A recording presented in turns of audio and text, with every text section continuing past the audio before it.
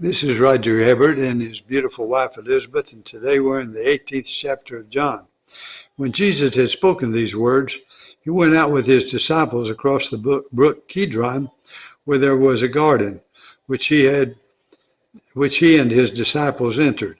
Now Judas, who betrayed him, also knew the place, for Jesus often met there with his disciples. So Judas, having procured a band of soldiers and some officers from the chief priests and the Pharisees, went there with lanterns and torches and weapons. Then Jesus, knowing all that would happen to him, came forward and said to them, "Whom do you seek?" They answered him, "Jesus of Nazareth." Jesus said to them, "I am he." Jesus, who betrayed him, was standing with him. When Jesus said to them, "I am he," they drew back and fell to the ground. So he asked them again, "Whom do you seek?" And they said, "Jesus of Nazareth." Jesus answered, "I told you that I am he. So if you seek me, let these men go." This was to fulfill the word that he had spoken. "Of those whom you gave me, I have lost not one." Then Simon Peter, having a sword, drew it and struck the high priest's servant and cut off his right ear. The servant's name was Malchus. So Jesus said to Peter, "Put your sword into its sheath.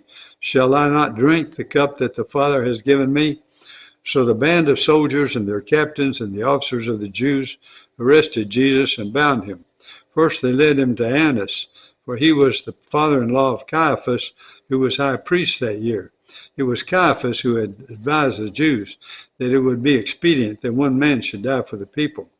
Simon Peter followed Jesus, so did another disciple. Since that disciple was known to the high priest, he entered with Jesus into the courtyard of the high priest. But Peter stood outside at the door. So the other disciple, who was known to the high priest, went out and spoke to the servant girl who kept watch at the door and brought Peter in.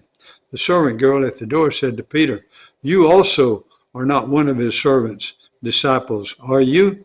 He said, "I am not." Now the servants and officers had made a charcoal fire because it was cold, and they were standing and warming themselves. Peter also was with them, standing and warming himself.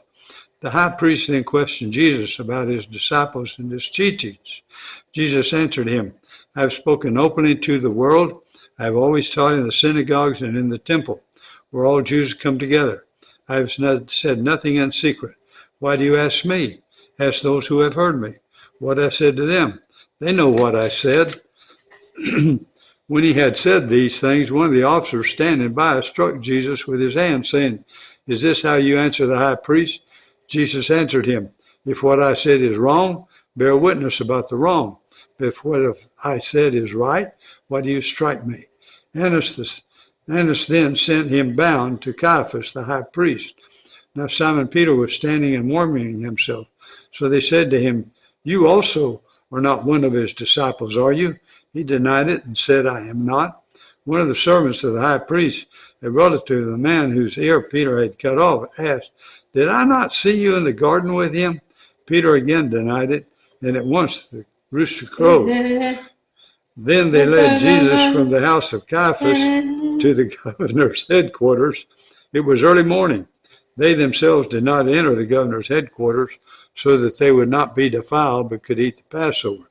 So Pilate went outside to them and said, "What accusation do you bring against this man?" By the way, notice it was at the time of the Passover. See, he is the Passover lamb. His blood is what cleanses us and makes us holy.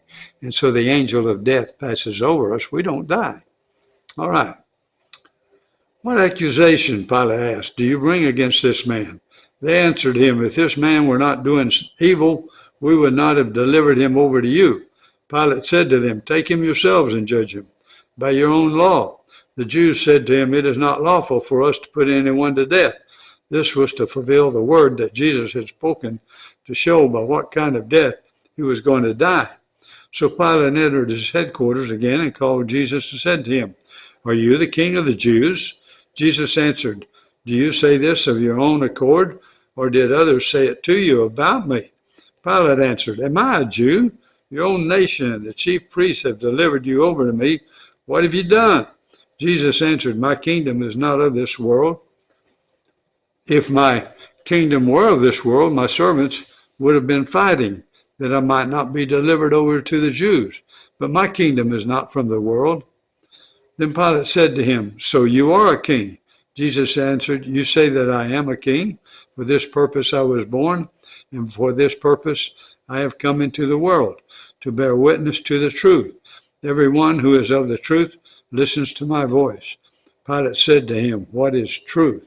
After he said this, he went back outside to the Jews and told them, I find no guilt in him. But you have a custom that I should release one man for you at the Passover. So do you want me to release to you the king of the Jews? They cried out again, Not this man, but Barabbas. Now Barabbas was a robber. Okay. All right. That finishes the 18th chapter of John, and now we're going to Hebrews, and I believe we are in the 12th chapter of Hebrews.